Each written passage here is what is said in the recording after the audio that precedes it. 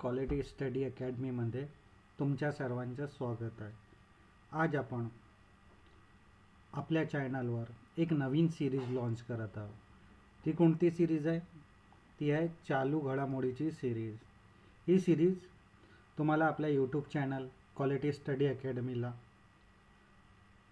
Current अफेअरबद्दल या सिरीजमध्ये आपण न्यूज कवर करणार, exam related static G K पण कवर करणार आणि ह्या सिरीजमध्ये आपण MCQ चे प्रश्न कसे चालू घडामोडीचे एक्झाममध्ये विचारतात त्या स्वरूपाचे प्रश्न आपण या सिरीजमध्ये घेऊया.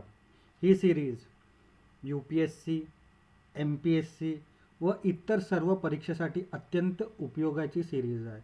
तर ही सिरीज तुम्हाला कशी वाटली ते तुम्ही कमेंट बॉक्समध्ये सांगा. तर चला या आपण आपल्या एक नवीन उपक्रम चालू घडामोडीचा उपक्रम आपण आपल्या चॅनलवर आजपासून सुरू करत आहोत. तर पहिला प्रश्न आपण चालू घडामोडीचा COP31 जे 2026 होणार आहे ते कुठे होणार आहे हा प्रश्न विचारण्यात गेलेला आहे.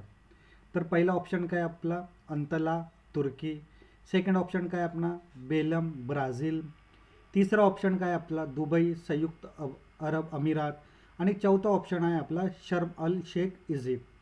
तर COP31 जे 2026 होणार आहे ते कुठे होणार आहे? ते तुर्कीमध्ये होणार आहे. अंतल्या या ठिकाणी तुर्कीमध्ये होणार आहे COP31. तर COP31 एक्झाम पॉईंट ऑफ व्ह्यूने खूप महत्त्वाची आहे. तर ते तुम्ही याबद्दल सर्व इन्फॉर्मेशन पाहून घ्या. आता पुढला प्रश्न पाहूया. पुढला प्रश्न आहे भारताचे न्यायमूर्ती सूर्यकांत हे भारताचे कितवे सरन्यायाधीश आहे या प्रश्नामध्ये विचारण्यात गेलेले आहेत. तर पहिला ऑप्शन काय आपला 52, दुसरा ऑप्शन आहे 53, तिसरा ऑप्शन आहे 54 आणि चौथा ऑप्शन आहे 55.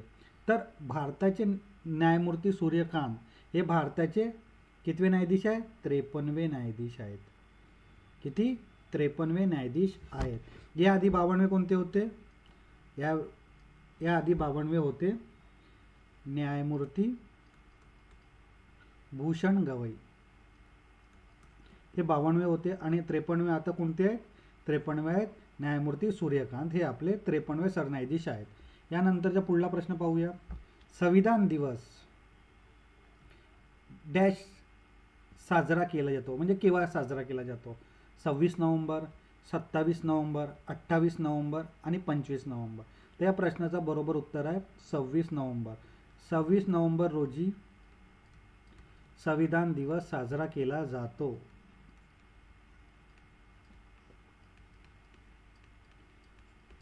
यानंतरचा पुढला प्रश्न पाहूया आपण. जे अरुणाचल प्रदेश आहे या प्रश्नामध्ये काय दिलेलं आहे? अरुणाचल प्रदेशला डॅशला GI टॅग मिळाला आहे. रिसेंटली GI टॅग अरुणाचल प्रदेशच्या कोणत्या वस्तूला मिळालेला आहे? तर पहिला ऑप्शन आहे वाचो लाकडी हस्तकला, सेकंड ऑप्शन आहे याक चुरपी, तिसरा ऑप्शन आहे खटमी तांदूळ आणि चौथा ऑप्शन आहे दाओ. तर रिसेंटली अरुणाचल प्रदेशला कशाला?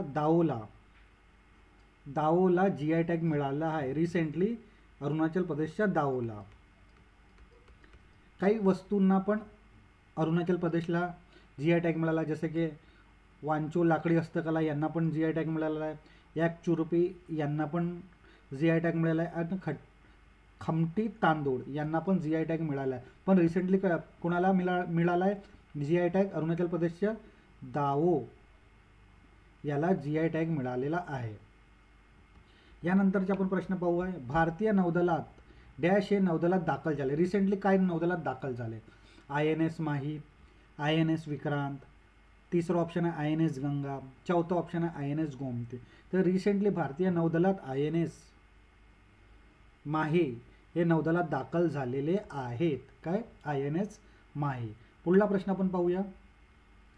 हा प्रश्न पण खूप महत्त्वाचा आहे. या प्रश्नामध्ये काय विचारण्यात गेले आहे? राष्ट्रपती द्रौपदी मुर्मू यांनी डॅश यांची राष्ट्रीय कायदे सेवा प्राधिकरण, आपण त्याला नालसा असं म्हणतो, चे कार्यकारी अध्यक्ष म्हणून नियुक्ती करण्यात आली आहे. तर पहिला ऑप्शन काय आपला न्यायमूर्ती चंद्रकांत, सेकंड ऑप्शन काय आपला न्यायमूर्ती विक्रमनाथ, तिसरा ऑप्शन काय आपला न्यायमूर्ती जितेंद्र कुमार माहेश्वरी आणि चौथा ऑप्शन काय आपला न्यायमूर्ती सूर्यकांत. तर या प्रश्नाचं उत्तर आहे न्यायमूर्ती विक्रमनाथ यांची नियुक्ती राष्ट्रपती द्रौपदी मुर्मू यांनी राष्ट्रीय कायदे सेवा प्राधिकरणचे कार्यकारी अध्यक्ष म्हणून यांची नियुक्ती करण्यात आली. कोणाची? न्यायमूर्ती विक्रमनाथची. यानंतरचा प्रश्न पाहू आपण. पुढला प्रश्न 2025चा जो डेव्हिस कप आहे, काय डेव्हिस कप हा कोणी जिंकलेला आहे? तर पहिला ऑप्शन आहे आपला इटली, सेकंड आहे स्पेन, थर्ड आहे भारत आणि चौथा आहे फ्रान्स. तर 2025चा जो डेव्हिस कप आहे ते कोणी जिंकला आहे? तो इटलीनं जिंकलेला आहे. कोणाच्या पराभव केलेला आहे? तर स्पेनचा पराभव इटलीनं केलेला आहे. तर डेव्हिस कप कशाबद्दल आहे? डेव्हिस कप टेनिसबद्दल आहे. पुढला प्रश्न आपण पाहूया. या प्रश्नामध्ये आपल्याला काय विचारलं आहे? 2025चा जो लॉस वेगस ग्राफी स्पर्धा कोणी जिंकली आहे या प्रश्नामध्ये विचारलं आहे. तर या प्रश्नाचा पहिला ऑप्शन काय? मॅक्स व्हेरस्टेपेन आहे, सेकंड ऑप्शन आहे जॉर्ज रसेल आहे, थर्ड ऑप्शन आहे आंद्रेया क्रिमी अटोनेली आहे, चौथा ऑप्शन आहे चार्ल्स लेक असा ऑप्शन आहे. तर या प्रश्नाचं उत्तर आहे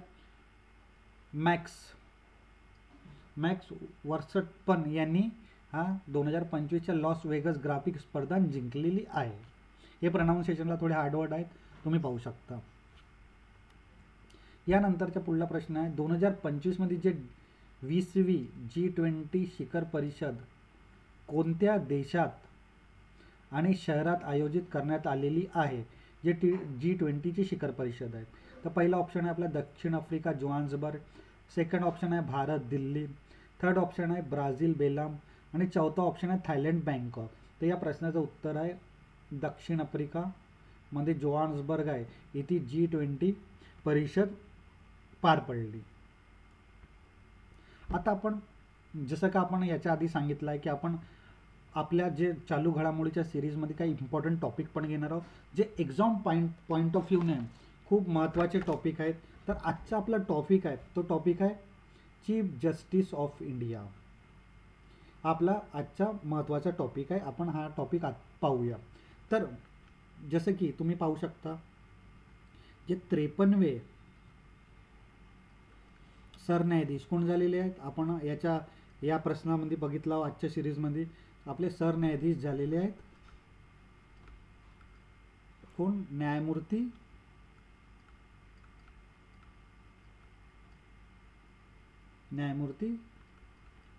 सूर्यकांत. हे आपले कितवे सरन्यायाधीश आहेत? हे आपले 53वे सरन्यायाधीश आहे. यांना शपथ कोण देतो? शपथ राष्ट्रपती देतो. कोण? राष्ट्रपती. तसेच यांची नियुक्ती कोणत्या कलमेद्वारा होते? यांची नियुक्ती कलम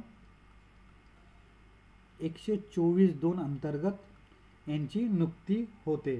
आणि यांचा जो कार्यकाळ आहे, यांचा कार्यकाळ हा किती महिन्याचा आहे? हा 15 महिन्याचा आहे. किती महिने? 15 महिने. केव्हापर्यंत कार्यकाळ आहे? 9 फेब्रुवारी 2027 पर्यंत यांचा कार्यकाळ आहे. टोटल कार्यकाळ किती महिन्याचा आहे? 15 महिन्याचा. यांचा जन्म कुठे झालेला आहे? यांचा जन्म हरियाणामध्ये झालेला आहे. आणि हे पहिले CJ आहेत कुठले? हरियाणाचे. यांनी वकिलीची सुरुवाती केव्हा केली? 1985ला यांना वकिलीची सुरुवाती केली. वकिलीला सुरुवात केली. यांनी पंजाब व हरियाणामध्ये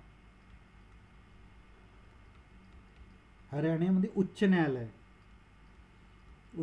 न्यायालयामध्ये यांनी वकिली सुरू केली. त्याआधी त्यांनी जुलै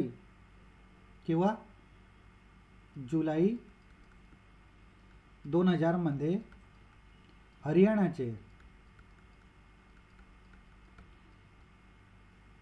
सर्वात तरुण ॲडव्होकेट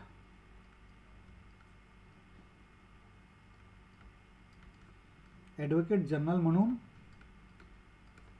त्यांची नेमणूक झाली.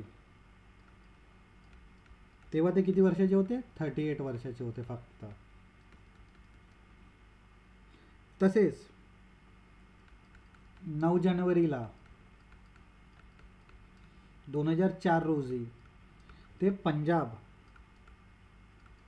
आणि हरियाणा या उच्च न्यायालयाचे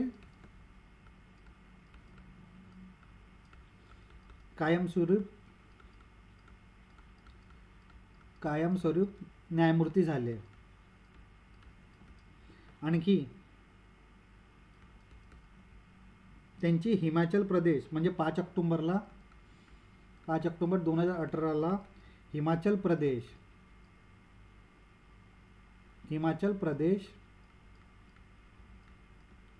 च्या उच्च न्यायालयामध्ये मुख्य न्यायाधीश म्हणून यांची नियुक्ती झाली. तसेच ते 24 नोव्हेंबर 2024 रोजी भारताचे चीफ जस्टिस ऑफ इंडिया झालेले आहे. त्यांनी 2019ला किंवा 24 मेला त्यांची सर्वोच्च न्यायालयामधून न्यायाधीश म्हणून त्यांची नियुक्ती करण्यात आलेली आहे. आणि ते भारताचे सरन्यायाधीश केव्हा झालेले आहेत? 24 नोव्हेंबर 2024ला ते भारताचे सरन्यायाधीश झालेले आहेत. याआधी पाहिलो आपण की 52 कोणते होते? 52 सरन्यायाधीश होते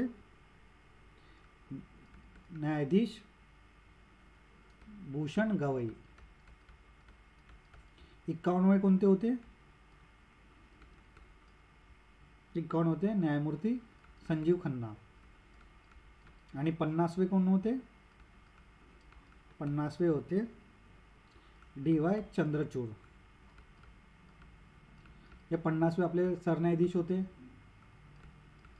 तसेच 51 कोणते होते? न्यायमूर्ती खन्ना होते, संजीव खन्ना. तसेच 52 कोणते होते? न्यायमूर्ती भूषण गवई होते. तसेच तुम्ही पाहू शकता 53 कोणते आहेत? 53 आहेत सरन्यायाधीश न्यायमूर्ती सूर्यकांत. त्यांना शपथ कोण देतात? राष्ट्रपती देतात. कलम किती आहे? 124(2). त्यांचा कार्यकाळ किती महिन्याचा आहे? 15 महिन्याचा आहे. तुम्ही पाहू शकता. त्यांचा जन्म कुठे झाला आहे? हरियाणा. आणि ते पहिले CG आहेत हरियाणाचे. हे सर्व इन्फॉर्मेशन तुम्ही chief justice of India exam point of view खूप महत्त्वाची इन्फॉर्मेशन आहे. या आधी पण आलेली आहे एक्झाममध्ये. आणि हे इन्फॉर्मेशन तुम्ही स्टेटमेंट स्वरूपात पण एक्झाममध्ये येतात. तर तुम्ही हे इन्फॉर्मेशन लक्षात ठेवा. तर तुम्हाला हे सिरीज कशी वाटली तुम्ही हे कमेंट बॉक्समध्ये सांगा. आणि इथे तुम्हाला आणखी कोणकोणते तुम्हाला पॉईंट हवे आहेत एक्झाम पॉईंट ऑफ व्ह्यूनं ते पण सांगा. आणि हा व्हिडिओ तुम्हाला कसा वाटला हे कमेंट बॉक्स